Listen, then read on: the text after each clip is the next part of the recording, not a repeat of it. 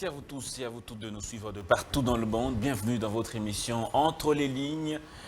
Mesdames et messieurs, aujourd'hui nous allons parler de 3 thématiques particulièrement ajoutées à cela. Nous parlons également, pour finir, du processus électoral parce que nous recevons un observateur de tous les jours de ce processus. Il va nous donner donc ses avis par rapport au déroulement de ce processus. Nous parlons également de la décentralisation. Comment elle s'explique, comment elle s'applique-t-elle réellement ici chez nous en République démocratique du Congo, au regard justement de la loi, de la Constitution qui donne donc le pouvoir aux ETD, entités territoriales décentralisées. On parlera de la diplomatie de la République démocratique du Congo. Comment vit-on dans ce monde en pleine mutation? Comment la RDC est en train donc de déployer ses armes diplomatiques? Le tribalisme, le népotisme en RDC, est-ce une réalité? Est-ce que les réalités sont-elles toujours les mêmes de partout? Partout, les Congolais se retrouvent dans tous les services publics. Est-ce que cette réalité est-elle vécue réellement? Mesdames et messieurs, bienvenue dans votre émission Entre les lignes qui va faire en tout cas le décryptage de tous les sujets de façon totalement approfondie et sans passion. Je reçois monsieur Eric Izami. Eric Izami, j'ai l'honneur souvent de le recevoir dans l'émission Grande Tribune, mais aujourd'hui il est là dans Entre les lignes. Nous allons aborder donc avec lui ces sujets que je viens d'annoncer. On va aller sans passion, ce n'est pas de la politique, mais nous le ferons de façon intellectuelle, de façon rationnelle, sans parti pris, avec toute objectivité. Monsieur Kizami, c'est un plaisir de vous recevoir dans cette émission. Et bienvenue, un grand partenaire de Grande Tribune et Congo Buzz Télévision. Bienvenue, monsieur Eric Izami, dans cette émission. Merci de l'invitation. Bonjour à toi, bonjour aux téléspectateurs. Et encore une fois, ça fait toujours un plaisir et il est partagé ce plaisir-là.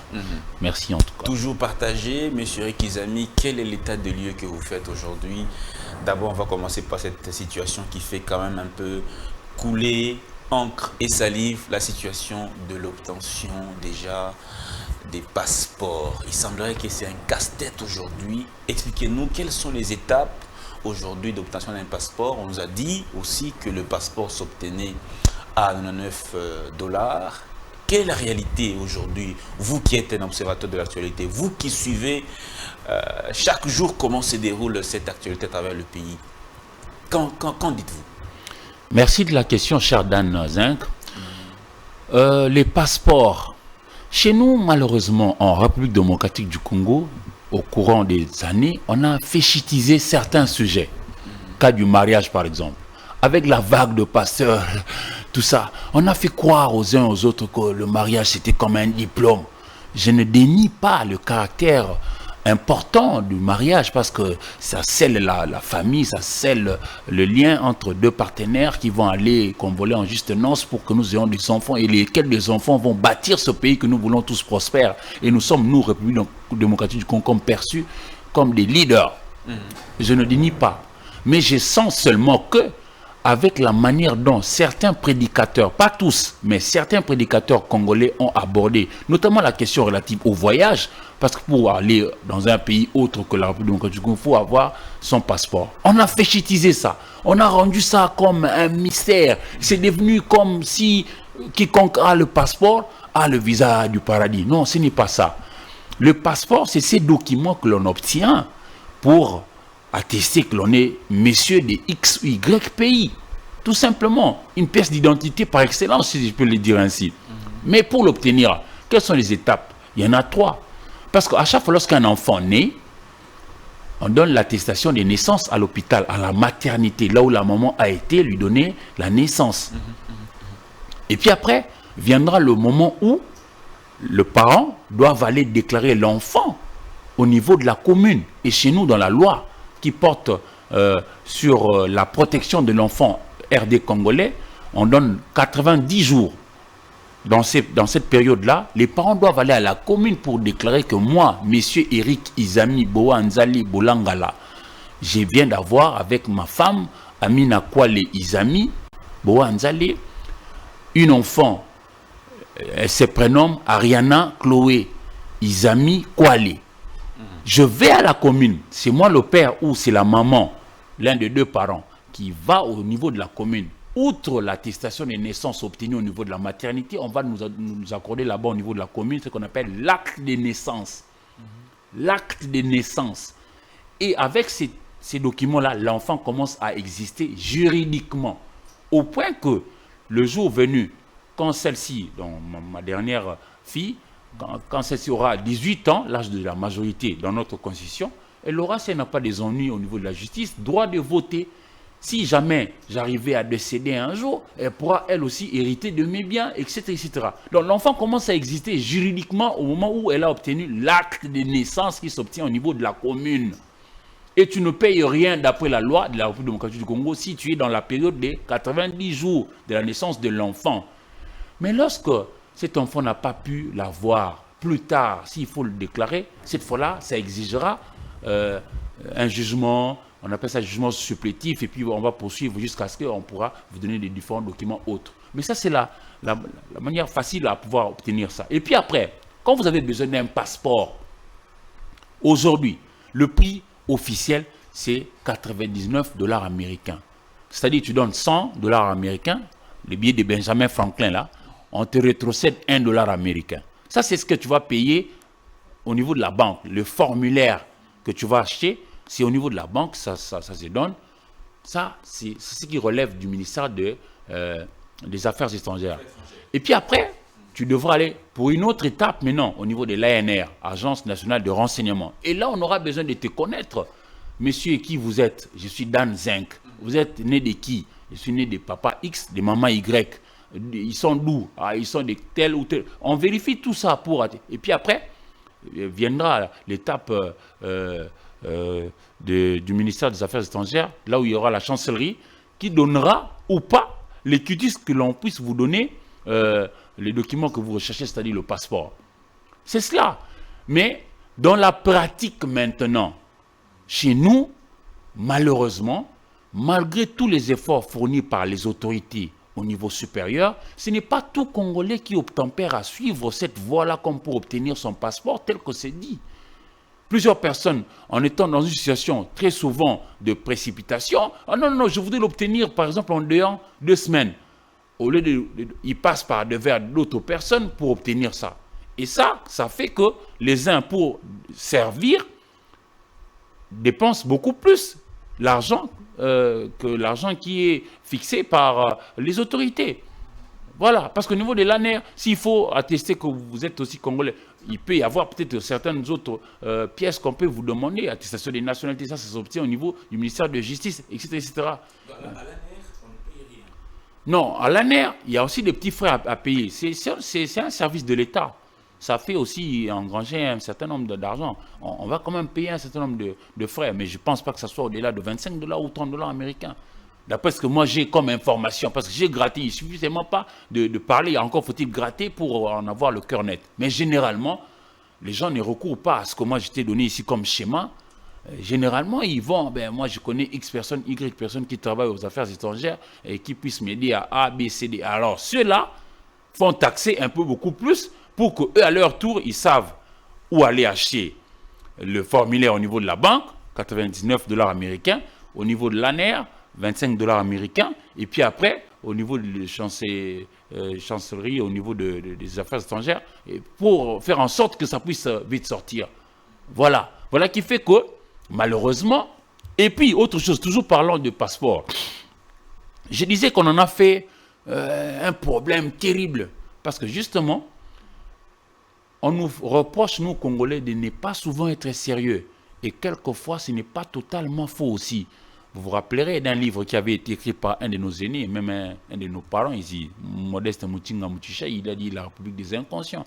Quelquefois, sa thèse n'a pas totalement été à côté, parce qu'il y a des gens qui, au lieu de travailler consciencieusement pour faire avancer l'État chaque jour d'un pas, et ils s'adonnent à pouvoir faire des malversations à gauche et à droite, à créer des manigances pour se tirer un peu des intérêts à gauche et à droite. Malheureusement, et c'est comme ça que vous avez vu l'entreprise qui était en train de nous produire le passeport a été vers la fin de son contrat avec l'État congolais. Alors, dans la période transitoire, elle a envoyé, cette entreprise-là a envoyé l'une de ses filiales pour entre-temps assurer la transition, et nous en sommes là. Vous aurez remarqué que, par exemple, pour le secteur de transport, voie de communication et du désenclavement, ce qui est notre ministère, aujourd'hui, nous sommes dans une espèce de manque de permis de conduire. Tout le monde ici n'a pas un permis de conduire en cours de validité. Toute la République, vous voyez à peu près, nous aurions, nous aussi, nous retrouver dans cette situation, hélas, dans les affaires étrangères. Heureusement que, même si c'est difficile, je reconnais que c'est difficile parce qu'il n'y a pas suffisamment de machines, il n'y a pas suffisamment ce qu'il faut, mais les efforts sont fournis pour qu'au moment venu, nous puissions avoir le prestataire qui va s'occuper de cette question et que l'on puisse avoir un contrat avec l'État congolais qui puisse nous produire ça. Et puis, qu'est-ce que le VPM des affaires étrangères compte faire pour justement rendre la tâche facile aux personnes qui désirent acquérir les efforts sont fournis. Vous citez le VPM, vice-premier ministre, ministre en charge des affaires étrangères, Christophe Lutundula. Ça n'a pas commencé avec lui. Qu'il y a eu des problèmes pour obtenir de passeport. C'est même avant lui. Mais ça, maintenant, ça quitte le seul secteur des affaires étrangères pour prendre l'ensemble du gouvernement. C'est le gouvernement de la République qui doit s'engager à pouvoir prendre un contrat avec une structure appropriée qui puisse nous produire des passeports. Au besoin, nous avons notre hôtel de monnaie ici. Notre hôtel de monnaie, on en parle faiblement, mais c'est l'une des meilleures imprimeries de la République ou même de la région ici. Donc, l'hôtel de monnaie, qui est une filiale de la Banque centrale du Congo, peut aussi s'attarder à pouvoir nous produire des passeports. C'est possible. Mais jusque-là, nous étions en train de faire ce travail-là par une autre entreprise qui a contracté avec l'État. Donc, s'il faut, par exemple, changer de prestataire, ça sera au gouvernement. Pas seulement au ministère des Affaires étrangères, même si celui-ci aura peut-être un petit mot à glisser, mais ça sera plutôt au gouvernement. Là, je vois le chef du gouvernement de pouvoir s'engager pour que nous ayons quelqu'un qui puisse faire ça. C'est cela. Voilà, monsieur Eric Izami, on est en train de parler de cette question d'obtention de passeport en République démocratique du Congo. Mais vous êtes optimiste qu'à l'avenir, les choses pourront justement s'améliorer, que le temps que cela met généralement... Oui, je reste optimiste. Naturellement, moi aussi, du genre à être optimiste. Paris ne s'est pas fait en un jour. Si nous voulons vraiment que le Congo se relève, nous devons conjuguer l'ensemble de nos volontés. C'est vrai, le ministère des Affaires étrangères a sa partition à jouer, mais les autres aussi doivent faire le leur pour que nous puissions avancer. Oui. Et puis, pourquoi pas relever les défis? Je reste optimiste parce que les Congolais ne sont pas les pires des êtres humains sur la Terre. Non. Les Congolais bons existent. Est-ce que ce travail peut être décentralisé? C'est-à-dire, au lieu qu'on le fasse comme ministère, dans d'autres entités qu'on puisse produire aussi des passeports, je veux dire peut-être dans les communes ou dans d'autres entités, dans les villes, est-ce qu'on ne peut pas décentraliser ce travail-là pour rendre beaucoup plus facile? Oui, cher Dan, la République démocratique du Congo, dans sa constitution, a opté pour la décentralisation dans la gestion de l'État. La décentralisation suppose quoi? La décentralisation suppose le transfert de pouvoir à 3 niveaux. Au niveau central, c'est ce qui concerne l'ensemble du territoire national. Au niveau provincial, c'est ce qui s'attarde seulement au niveau d'une province donnée, et nous en avons 26. Et puis au niveau des ETD, entités territoriales décentralisées. Mais seulement il y a certaines matières qui ne se décentralisent pas. C'est le cas par exemple de la police. La police est unique et une seule pour l'ensemble du territoire national. C'est le cas de l'armée. L'armée est unique pour l'ensemble du territoire national. La diplomatie, qui est le visage extérieur de la politique interne de la République démocratique du Congo, est unique pour l'ensemble du territoire national. Aussi, pas moins de décentraliser la production. Non, je comprends la préoccupation. C'est-à-dire qu'aux efforts fournis aujourd'hui, sous Lutundula notamment, il y a déjà 8 pôles dans les villes où on a mis en place les dispositifs qui puissent permettre à la capture. Quand vous avez terminé au niveau de la banque pour l'achat de formulaires, l'ANEA pour l'identification de la personne qui veut acquérir un passeport, au niveau de la chancellerie, au niveau du ministère des Affaires étrangères, lorsqu'on a donné les cutis, il vous faudra aller vous faire capturer. On va prendre votre photo. Alors, il y a maintenant 8 villes à travers les territoires qui qui ont déjà ces dispositifs-là que de pouvoir faire la capture. Vous habitez Matadi, vous habitez Lubumbashi, vous habitez Kisangani, etc. Mais on va aller progressivement jusqu'à atteindre tous les 145 territoires qui composent la République démocratique du Congo. C'est un effort à conjuguer chemin faisant pour que nous puissions davantage étendre cette possibilité-là. Mais pour y arriver, il nous faut du sérieux. Il nous faut du sérieux. Pas seulement du VPM, mais aussi des collaborateurs, mais aussi des agents de l'État commis à cette tâche-là. Mais chez nous, malheureusement, vous verrez que l'autorité a peut-être la bonne volonté, mais ceux qui doivent exécuter la tâche au niveau inférieur, et ça va aller, les uns ont la bonne volonté, les autres non. C'est ce qui bloque. Et les efforts conjugués, ici par exemple, nous sommes en train de faire une émission. Les téléspectateurs qui nous regardent, ils pensent peut-être que nous sommes qu'à deux. Non, nous ne sommes pas à deux. Il y a des caméramans qui nous prennent en image. Il y a des preneurs de son qui prennent le son. Il y a des régisseurs qui savent balancer les images. Moi, je suis du domaine, c'est comme ça que je suis Mais les réalisateurs aussi. On ne voit pas toutes ces personnes-là. On les appelle les héros dans l'ombre. Mais nous qui passons, tu vois, c'est comme ça. Le Congo, crois-moi, cher Dan, les talents sont à foison.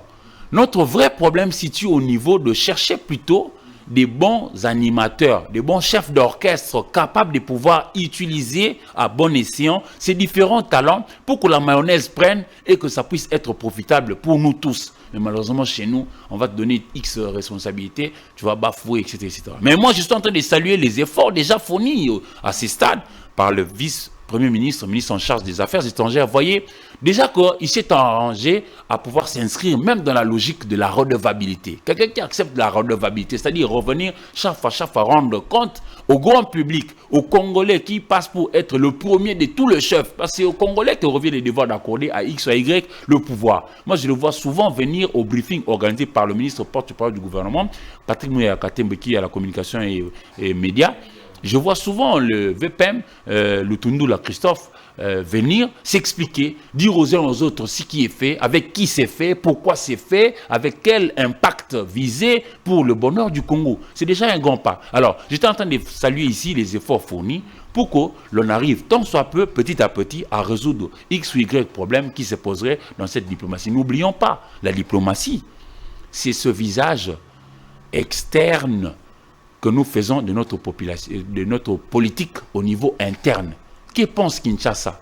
Et Kinshasa prendra sa position pour le mettre sur la place publique au niveau des concerts des nations. C'est cela la diplomatie. Et la diplomatie est un instrument important pour faire rayonner une nation, un pays, un État. Et la diplomatie a cessé d'être uniquement le domaine du seul secteur des affaires étrangères. Même toi et moi, lorsque nous passons devant les gens, nous devons jouer aussi de la diplomatie comme pour donner la bonne image de notre pays. Par exemple, moi, journaliste professionnel, je ne dois pas passer, par exemple, au devant des médias pour insulter X ou Y. Ça donne une mauvaise image. Non pas seulement de la personne qui d'ici des insultes, même aussi du pays à partir duquel il vient. On dira, mais il vient d'où? Il vient de X coin. Vous voyez, l'insulte, tout ce qui est négatif, tout ce qui n'est pas valeureux, nous devons proscrire. Nous devons faire un effort pour pouvoir mettre à la place publique ce qui est valeureux pour que nos enfants, le nôtre, nos parents se retrouvent en nous. Et je crois que c'est cela. La diplomatie, vous verrez que le président de l'Assemblée nationale a reçu telle personnalité dans le cadre de la diplomatie parlementaire. C'est-à-dire qu'il n'y a pas que la vice-primature des affaires étrangères qui s'en occupe. Même au niveau du Parlement, chacun bataille pour participer, lui aussi, à pouvoir consolider la diplomatie aujourd'hui plurielle. Et chacun de nous devons mettre la main à la pâte pour aider le ministère à qui revient ces devoirs-là de manière prioritaire, c'est-à-dire le ministère des Affaires étrangères, à pouvoir honorer ses engagements devant les tiers. Et on va faire avancer le Congo dans ce sens-là. Et le Congo est perçu comme un leader.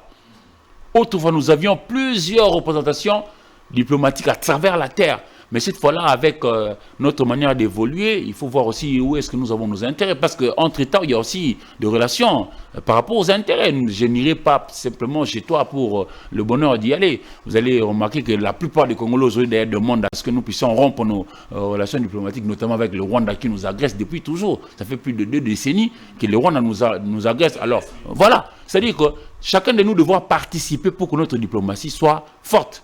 Et un grand homme d'État allemand, Otto von Bismarck, disait, c'est vrai, nous devons avoir une diplomatie agissante, mais la diplomatie n'est rien si l'armée n'est pas au point. Donc nous devons conjuguer les efforts à gauche et à droite pour pouvoir relever le défi ensemble et avancer. Et je crois que c'est dans cette lignée-là que s'inscrit le VPM, Christophe Lutundula, pour que nous puissions avancer. Que nous puissions justement avancer. Mais il y a d'autres problèmes, d'autres échos que nous recevons, c'est qu'on fait état d'un certain manque de valeur dans ce ministère, notamment la promotion du tribalisme. Il semblerait que la plupart des agents à ce ministère sont tous, la plupart viennent d'un même coin, le coin d'où vient le VPM, les affaires étrangères. Est-ce que ceux qui se plaignent de cet état des faits, de ce tribalisme qui semblerait a déjà plus corps, est-ce qu'ils ont tort de le dire? Bon, imputer le tribalisme qui n'est pas une valeur. Déjà qu'il faut commencer par condamner le tribalisme. Le Congo compte 450 tribus. Le Congo est un vaste État. Ça part de Banana dans le Congo central, Libenge Zongo dans le sud Ubangi, et puis le voisin, c'est Bosobolo dans le nord Ubangi. Quand vous allez dans la partie extrême nord-est du pays, vous avez le territoire de Farage qui est rattaché à la province de Haut-Ouélé avec comme chef-lieu Isiro Matari.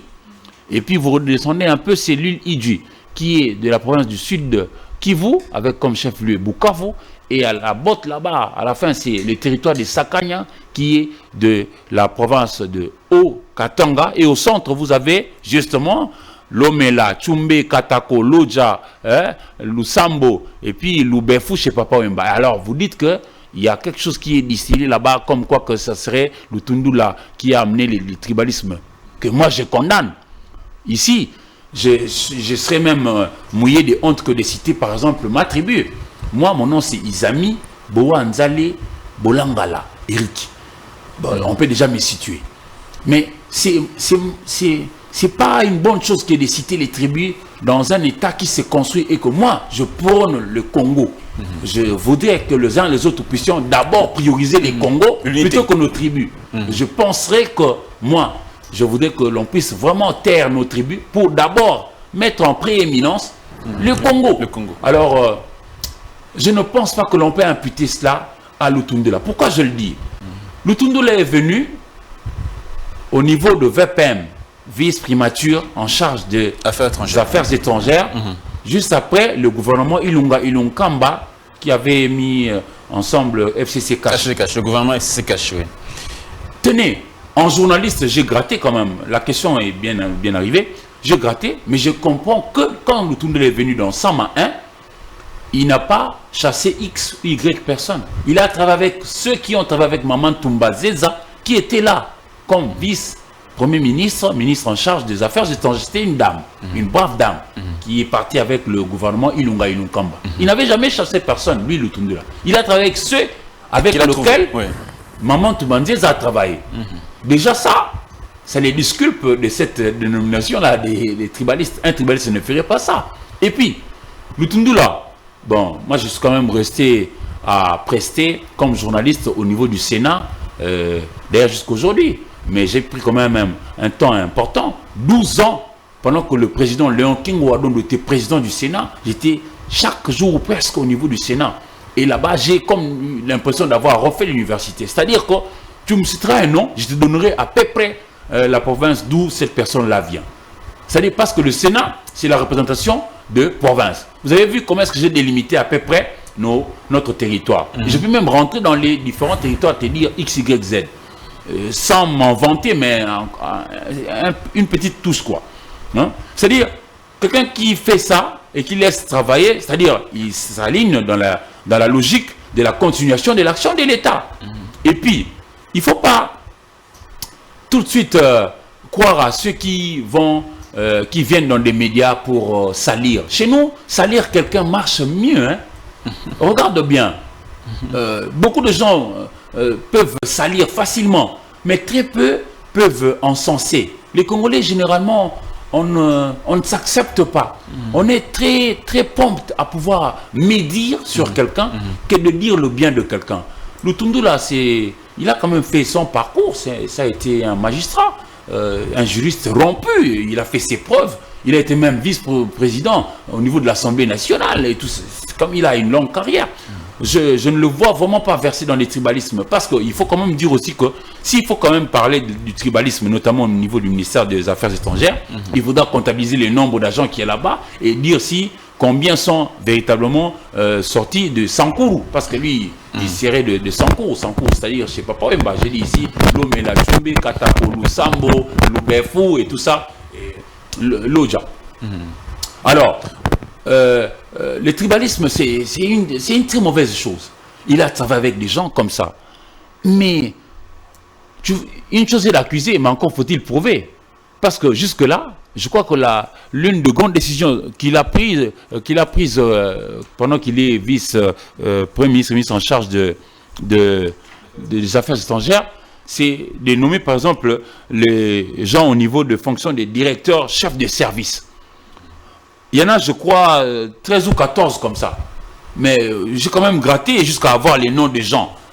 Les noms des gens qui font partie de ces directions-là. Est-ce vraiment cela que l'on peut dire que c'est du tribalisme? Je vois ici, par exemple, Madame Bakatoula Ndjouzi. Ça ne fait pas les Sankourou. Bakatoula Ndjouzi, ça ne fait pas les Sankourou. Je vois Monsieur Wabenga Kaleba Théo. Ça ne fait pas les Sankourou non plus. Monsieur Ongonamvula Momba. Ah, ça fait les Sankourou. Et puis, je vois Monsieur Langba Mbongi. Langba Mbongi, ça fait Norubangi. Langba, ça doit être Norubangi. Et puis, Monsieur Mutanda Ndjouzi. Mutanda, ça fait un peu le Kasaï.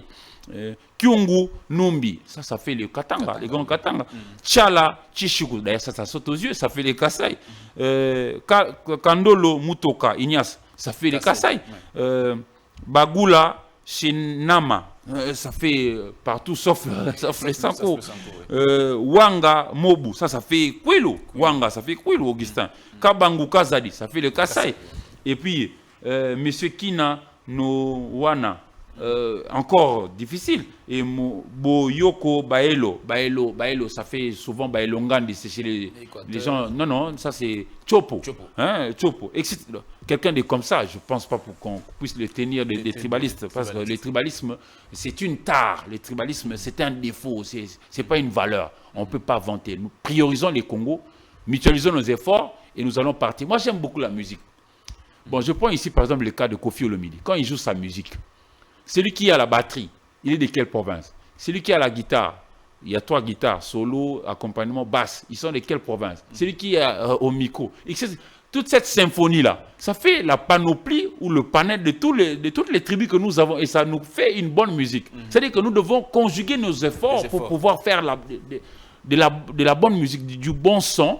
Et au niveau de la diplomatie, pour faire entendre la voix du Congo, je crois que c'est comme ça. Même au football, parce que nous aimons le football. Il faut que toutes les tribus entrent en danse. Oui, pour consolider les efforts.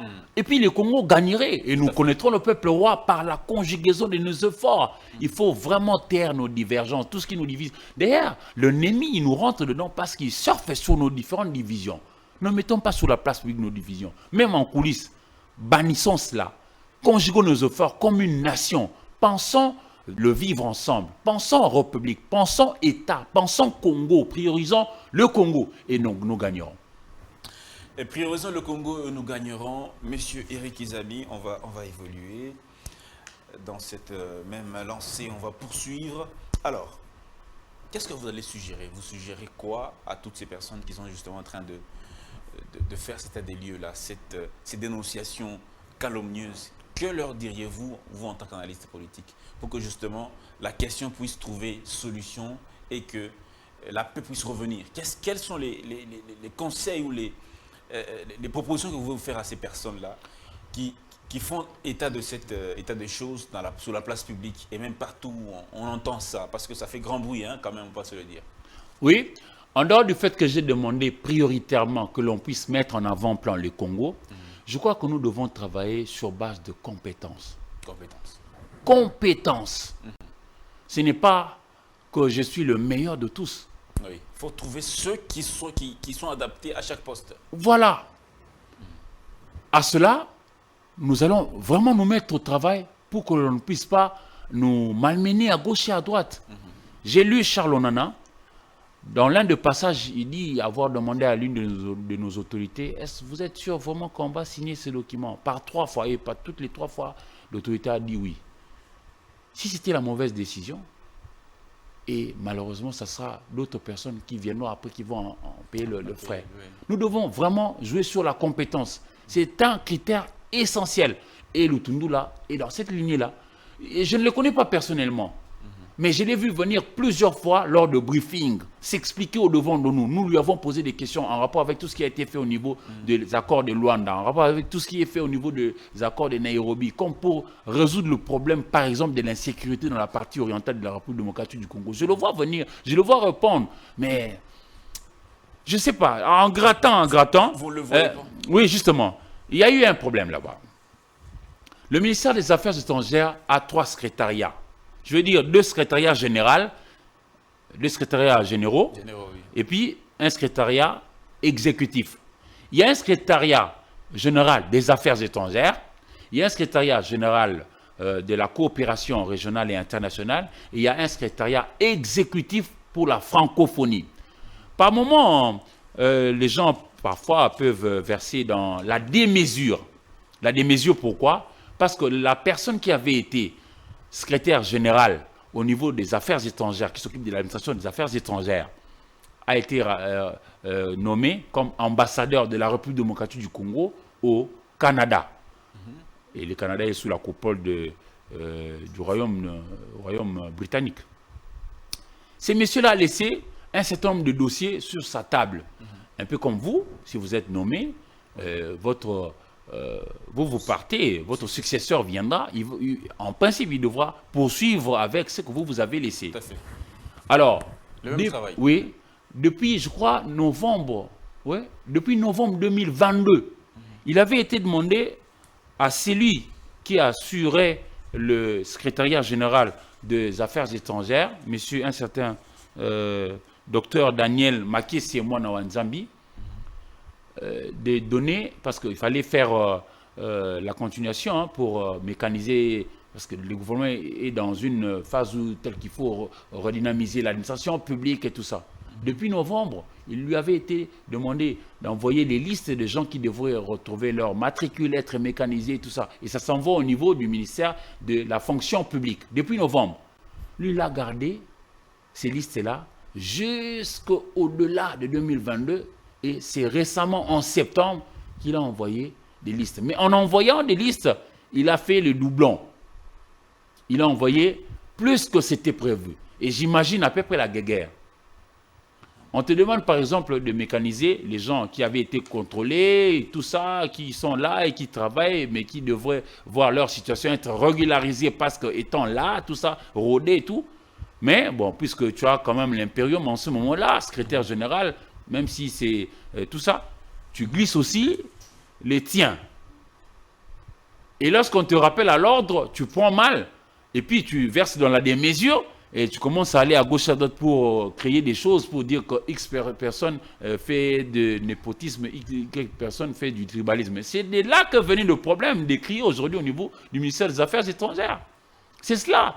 Certains Congolais, je l'ai dit, ils sont dans la démesure. Ils ne veulent pas obtempérer à la démarche voulue pour avoir un peuple salutaire comme nous le voulons. Nous voulons tous que le Congo puisse aller. Mais pour que le Congo puisse aller, mais il faudrait que chacun de nous mette la main à la pâte et chacun dans son domaine. Il ne faut pas outrepasser les prérogatives qui vous sont dévolues. C'est cela le vrai problème. D'accord, c'est cela le vrai problème. Mais comment régler cette question? Comment est-ce que le VPM a réglé cette question pendant que les listes sont venues un peu en retard avec des doublons? Comment il a pu régler ça? Justement, par rapport aux informations en notre possession, nous avons essayé de gratter à gauche et à droite.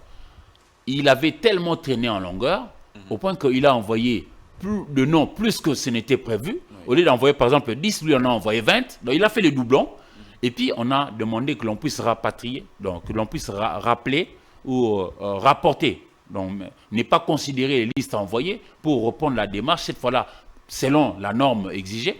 Et lui n'a pas voulu. C'est comme ça qu'on a ouvert une action disciplinaire en son encontre. Et c'est ce qui a fait soulever des vagues. Tout ce que vous voyez ces jours-ci dans les réseaux sociaux, dans les médias, comme quoi que M. Lutundula serait tribaliste. Tout ça est parti de ça. Tous ces problèmes-là est parti de cela. C'était juste pour le rappel. Oui, justement, alors que les autorités, à plusieurs instances, sont au courant de ce qui se passe. L'administration, c'est pas rien l'administration, c'est l'épine dorsale de l'État.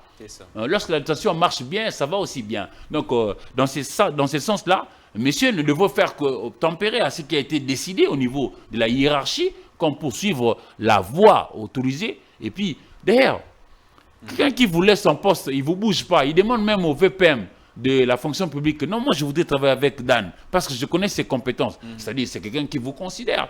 Il ne tient pas compte de vos origines tribales, je ne sais pas quoi. Il voudrait simplement que le Congo aille de l'avant. Alors, à ces messieurs-là, il ne faudrait pas quand même venir. Et puis, à un certain âge, on n'a pas que besoin de je ne sais pas, l'argent. À un certain niveau de la vie, on a aussi besoin de l'estime de soi. Je crois que c'est le cas pour le VPM Lutundula, qui quand même passe pour être quelqu'un de rodé, et qu'à son âge et du haut de son expérience aujourd'hui, il a besoin d'être perçu comme un modèle auprès de qui nous, jeunes, nous devons aussi nous abreuver pour nous aussi participer, tant soit peu à la bonne gestion de notre pays, et c'est des bonnes lois. Donc je ne le vois pas verser dans le tribalisme. Et je déconseille tout Congolais, partout où nous nous retrouvons, de ne pas jouer à cela. Le tribalisme, c'est une mauvaise chose. Le népotisme, c'est une mauvaise chose. Il faut prioriser le Congo et mettre en avant-plan la compétence et conjuguer nos efforts. Nous ne serons forts que lorsque nous allons comprendre qu'il nous faut conjuguer nos efforts pour aller de l'avant. Aujourd'hui, le pays que nous envions au loin, est-ce qu'ils mettent encore en avant? En France, là-bas, il y a combien de tribus? Est-ce qu'ils en parlent? Faisons cet effort-là. Ici, dans nos émissions avec toi, je t'ai dit une fois, imaginez que, par exemple, nos services de renseignement puissent utiliser l'une de nos 250 dialectes ici. Je prends le cas, par exemple, des Mbandi. On dit désormais, tout celui qui travaillera dans l'ANR parlera Mbandi. Même si tu es américain, même si tu es russe, comment est-ce que tu pourras intercepter nos messages codés? Ça sera difficile. Ça, c'est l'une des richesses que nous négligeons, chers frères. Nous devons mettre nos tribus à contribution pour consolider la nation, pas le placer en priorité, non. D'ailleurs, en son temps, le maréchal Mobutu disait, dans un des cabinets, vous ne pouvez pas avoir 3 personnes de votre tribu. Il avait vu loin. Et puis, Lutundula, il est du Sankourou, mais avant lui, il y a eu plusieurs autres ministres des Affaires étrangères venus du Sankourou. Ah, si on dit qu'aujourd'hui, par exemple, il y a beaucoup de Sankourois au niveau du ministère des Affaires étrangères, il faut alors, cette fois-là, interroger déjà à partir de l'histoire. Parce que lui, quand il est venu, Sama 1, Sama 2, il n'a pas bougé les gens. Et lorsque j'ai cité ici les directeurs chefs des services, on n'a pas trouvé au-delà de 2. Il y a 2 qui viennent du Sankourou. C'est-à-dire, sur les 14 postes, il y a 2 du Sankourou. S'ils sont compétents, on les laisse travailler. Si et seulement s'ils viennent pour consolider l'action de l'État, pour que nous puissions gagner et avancer. Donc je ne vois pas le tribalisme dans ça. Vous ne voyez pas le tribalisme dans ça? Avant lui, il y a eu Chez Okitounou qui est resté longtemps ministre des Affaires étrangères. Il y a Charles Okoto, Bakissa Lola Kombe, Charles Okoto. Vraiment. C'est quand même... Et etc. etc. Il a géré, il est donc en train de gérer ce ministère. Ça fait plus de 3 ans, 3 ans qu'il est là. Sama 1, Sama 2, voilà. Et puis les efforts sont conjugués et nous espérons que ça va aller pour le bien. Parce que les choses bougent aussi positivement, il faut le dire. Je disais ici que tout n'est pas parfait encore. Nous sommes en train encore, vous et moi aussi, participer à ce que nous puissions tous comprendre la conscience que nous devons aiguiser pour faire avancer la machine. Autrefois, les diplomates qui allaient en poste n'allaient pas avec le frais de l'État. Aujourd'hui, c'est le cas. Et même dans le sens inverse, c'est-à-dire les diplomates congolais qui sont rappelés ici au centre, c'est-à-dire au pays, quand ils viennent aussi avec le frais de l'État. Parce que, dites-vous bien, qu'il y a eu des diplomates congolais qui n'avaient ni l'argent de salaire, ni l'argent pour entretenir les ambassades, ni non plus pour payer le personnel. Ils n'avaient presque pas de matériel adéquat. Il y en a même ceux qui manquaient de véhicules officiels. Il y en a même qui ne savaient même pas recevoir leurs amis ou même leurs collègues diplomates des autres pays étant à l'étranger pour ne fût-ce que leur offrir un coca. Ça existait. Mais aujourd'hui, on est quand même en train de changer positivement cette réalité. C'est quand même une donnée à saluer. Et voilà. Donc, c'est des efforts comme ça que nous devons conjuguer pour... Parce que nous sommes perçus comme un leader. Un pays leader, pas seulement pour la région des Grands Lacs, même pour l'ensemble du... Oui, même pour l'humanité, notre pays n'est pas rien. Vous savez, généralement, cher Dan... Beaucoup de richesses. Beaucoup de richesses dont on n'a peut-être pas suffisamment conscience de ce que ça représente pour les autres peuples. Pour les autres peuples. Il y a des pays où il n'y a pas de rivière autant qu'il y en a ici chez nous. Nous, on a 2 fleuves. Toi et moi parlons souvent de notre fleuve Congo le majestueux. Mais nous avons un autre fleuve qui est peu évoqué, le fleuve Chilwango. C'est dans le Congo central. On n'en parle presque pas. Nous avons tout le lexique en rapport avec le cours, nous en avons ici. Si tu parles de lac, nous avons beaucoup. Le lac. Si tu parles des rivières, nous en avons d'ailleurs à foison. Les cours d'eau, il y en a plein au Congo. Plein, alors plein. Moi, j'en ai vu et puis, non. J'ai vu la Roubi. On a des chutes. J'ai vu la Roubi. La Roubi, c'est vers le Bazouélé. J'ai vu ça de mes yeux. J'ai vu la Ruimi. C'est vers Banalia, Tchopo. Non, la Ruimi que moi j'ai vu, le lit de la rivière à Ruimi, et même à quelques endroits plus larges que le fleuve Nil que j'ai vu aussi.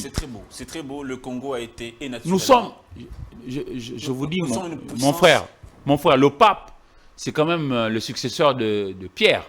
Le pape, c'est pas rien. Il a été partout, il a visité la planète ici. Mais de partout où il est allé, il n'a jamais utilisé l'expression que vous êtes le diamant de la création. Il n'a utilisé que chez nous. Ça devrait nous interpeller. Prenons conscience, envoyons nos enfants à l'école et à la bonne école. Non pas pour qu'ils y aillent par instinct d'imitation, mais qu'ils y aillent pour apprendre vraiment les savoirs, comprendre, connaître et venir appliquer. Parce qu'on ne donne que ce qu'on a. Moi, je suis quand même le VPM Lutundu là. C'est pas un petit monsieur. C'est pas un petit monsieur, c'est un monsieur qui a... Mais je ne dis pas que c'est aussi un saint, tout blanc comme neige. J'ai dit les efforts sont conjugués et nous autres devrions participer à pouvoir l'aider, à pouvoir consolider ce qui doit être bien fait pour le bonheur du Congo. Et pour le cas échéant, pour le problème précis, non, il faut interroger l'histoire. Très bien, on va pas rester sur un sujet, parler des affaires étrangères seulement. Alors, monsieur Eric Izami, on va évoluer. J'ai parlé aussi d'un sujet qu'on allait évoquer tantôt, c'est le sujet de la décentralisation. Oui. La constitution de notre pays consacre la gestion du pays de façon décentralisée à travers les chefs qui ont le pouvoir de diriger les entités territoriales décentralisées. Vous avez dit, et même les provinces. Et même les provinces. Alors, comment elle s'applique aujourd'hui? Quel est l'état des lieux que vous faites de cet octroi de pouvoir vers les entités territoriales décentralisées? Oui, merci pour la question. Commençons d'abord par le début. Lorsqu'on a voté par référendum en décembre 2005 et puis promulgué le 18 février 2006 l'actuelle constitution, il avait été dit que la décentralisation devrait rentrer en vigueur 3 ans après. Mais dans les faits, ça ne s'est pas fait comme ça. On a attendu beaucoup plus de 3 ans. Ça s'est décidé comme ça lorsqu'il y avait des discussions au niveau de Sun City. La décentralisation, ce n'est pas une mauvaise chose. L'objectif, c'était de rapprocher les dirigeants des dirigés. Oui. Quelqu'un qui habiterait, j'ai dit ici, Sakania, c'est vers la fin, là, la partie sud-est, vers le bas de notre pays. S'il a besoin, par exemple, d'obtenir un passeport, doit-il toujours faire le déplacement de Sakania à Kinshasa, plus de 2000 km? C'est beaucoup trop. Alors que si, par exemple, on rapprochait le lieu de capture, on en fait, par exemple, un centre au niveau de Lubumbashi, il aurait peut-être la possibilité. Et pourquoi seulement pas Lubumbashi? Même là, au niveau de Sakana, parce que c'est toujours le Congo. Si on arrive un jour à pouvoir davantage étendre nos tentacules jusqu'à toucher tout le monde, vous ne verrez pas que ça va rapprocher les gens, etc., etc. Parce qu'on a tellement besoin des différents papiers officiels, et tout devrait se produire en commençant par Kinshasa. Parce que c'est là que se trouve le siège de l'hôtel de ville, l'hôtel de Monnaie, qui est notre plus grande imprimerie. Si nous pensons que nous devons faire le tout par nous-mêmes, mais l'autre possibilité, ce qui est en vigueur, c'est-à-dire qu'il y a des prestataires. Encore faut-il que ces prestataires-là aient la possibilité d'avoir des représentations partout. La décentralisation n'est pas une mauvaise chose. Mais chez nous, ce qui casse, on peut bien discuter, on peut bien s'accorder, mais la pratique, c'est là où chez nous, ça pose problème et nous devons fournir beaucoup d'efforts pour vraiment bien penser, bien dire, ne seront rien sans bien faire. Bien penser, bien dire, ne sont rien sans bien faire. Mais comment cette décentralisation peut se faire dans l'intérêt général du pays? Quels sont les services que nous pouvons aujourd'hui laisser aux provinces, aux ETD de bien... Tout est défini dans la loi. Ça, nous, on ne rentre pas dedans. Nous ne pourrons que respecter ce que les dispositions légales prévoient. Il y a des problèmes dans la mise en œuvre, justement. Non, aujourd'hui, il faut quand même dire que toutes nos provinces ont des gouvernements provinciaux, des assemblées provinciales. Mais la manière de fonctionner, c'est là où il y a le problème. C'est là où il y a le problème. Nous devons arrêter de nous voir nous-mêmes. Parce que j'observe quand même que, vous verrez, il est gouverneur, mais tout le temps il est à Kinshasa. Il est député provincial, mais tout le temps il est à Kinshasa. Comme si on n'a pas encore vraiment réussi à rendre viable nos différentes provinces au point que ça puisse être captivant pour y rester. Parce qu'il y a tellement de problèmes. Je prends par exemple un cas ici. Dernièrement, j'avais visité encore une fois la ville de Kalemi, Kalemi Mayalangi. C'est là où il y a le lac Tanganyika, le lac le plus poissonneux du monde. Mais il n'y a aucun bateau de pêche. C'est un effort à fournir pour doter cette province-là, par exemple, de bateaux de pêche.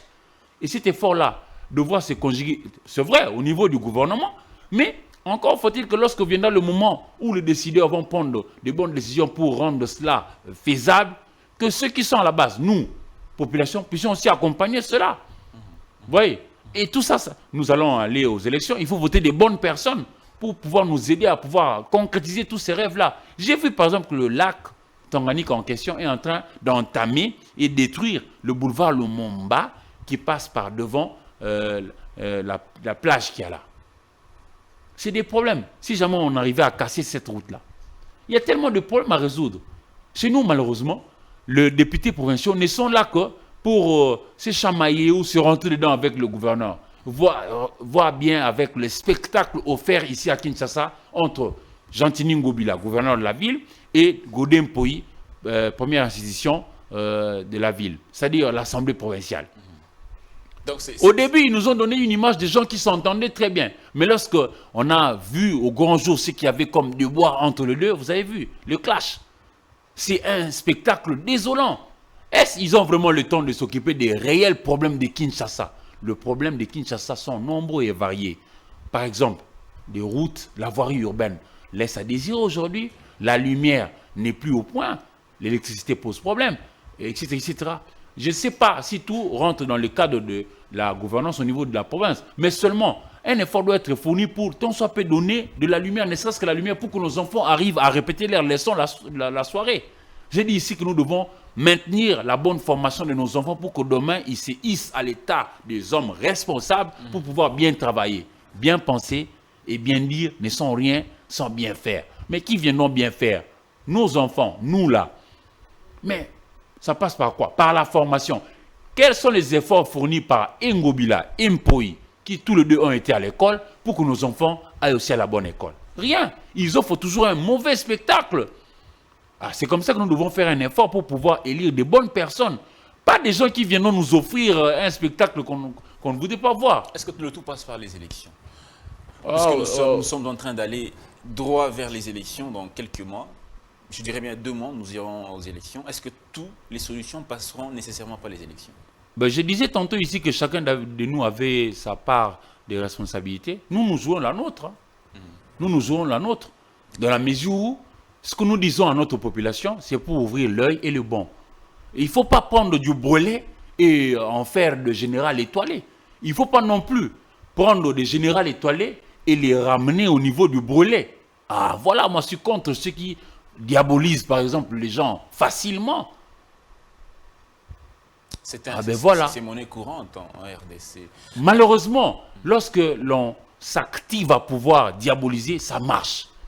Mais c'est très difficile, cher Dan, qui d'encenser quelqu'un dans le bien et que ça réussisse.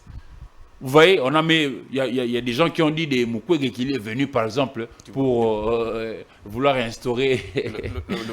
Non, alors qu'il n'en est rien. C'est faux. Tu vois, juste un exemple. Il y en a comme ça à foison. Chez nous, facilement. Quelqu'un qui est venu, il prend les affaires, au niveau des affaires étrangères, pour vous dire non, il est tribaliste, alors que lui, il a travaillé avec ceux qu'il a trouvé sur place. Il n'a bougé personne. Alors qu'avant lui, il y a eu beaucoup d'autres ministres aussi qui étaient venus, j'imagine, avec d'autres vagues, des autres. Ouais. On diabolise facilement. Chez nous, on diabolise facilement. Ce qui est une mauvaise chose. Même Denis Kadima qui est en train de vouloir nous conduire jusqu'aux élections, que n'a-t-il pas eu comme critique acerbe et souvent non fondée? Ah non, mais c'est faux. Ah non, c'est cela. Ah non, non, on va pas. Les gens qui disent A le matin, ils disent B le soir. C'est compliqué. Et mais c'est comme ça que nous, toi et moi, notre boulot, c'est d'ouvrir l'œil et le bon de la communauté, dire que attention, quand vous dites de Dan qu'il est méchant, encore faut-il le prouver, par de faits vérifiables. Alors, M. Rikizami, on est en train de finir. Je crois qu'on va prendre une ou deux dernières questions pour clore carrément l'émission. Comment voyez-vous l'avenir de ce grand et beau pays que vous aimez tant, que vous décrivez, que vous avez visité de part et d'autre? Comment voyez-vous l'avenir de ce pays? Est-ce que, avec cette génération, l'avenir est prometteur ou il faudra attendre d'autres générations pour que nous puissions prendre un nouveau virage, un nouveau cap? Optimiste, je t'ai dit ici que moi, je suis de ceux qui s'alignent sur la lignée de ceux qui pensent que le Congo est beau. Il y a l'une de belles chansons de Lokwa Kanza. Congo, très beau. Le Congo est très beau. Et nous pouvons tout changer positivement, mais encore faut-il que nous le voulions.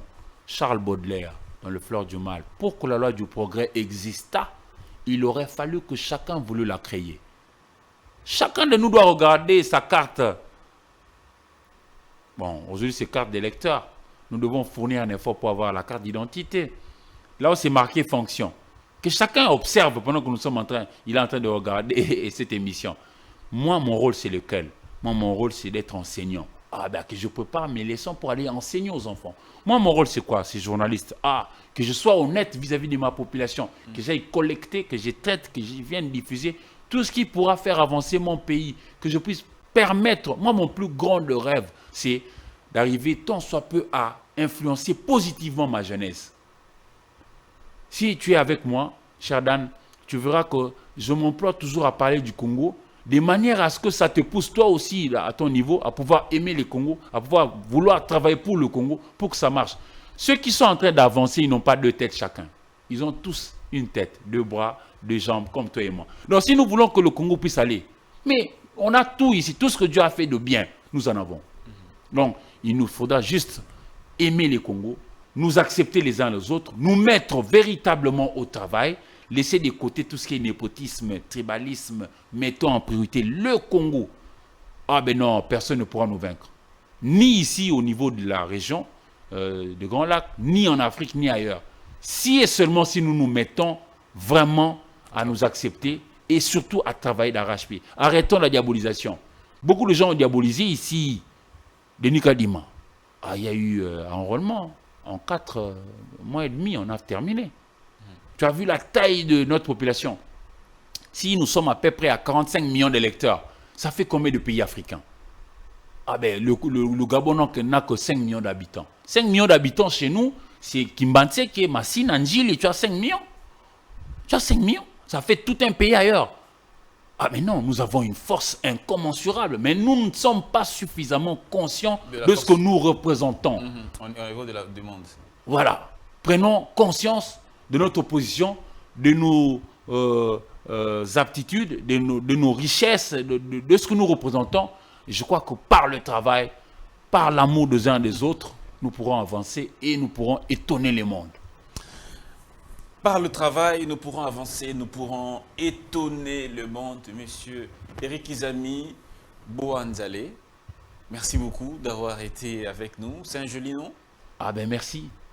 Izami, ça veut dire qui raconte. Boanzale, un fleuve qui ne va pas tarir. Et l'autre? Bolangala. Bolangala. Bolangala, on dit ça des garçons qui sont beaux. Ben, ah oui. J'imagine que ce sont...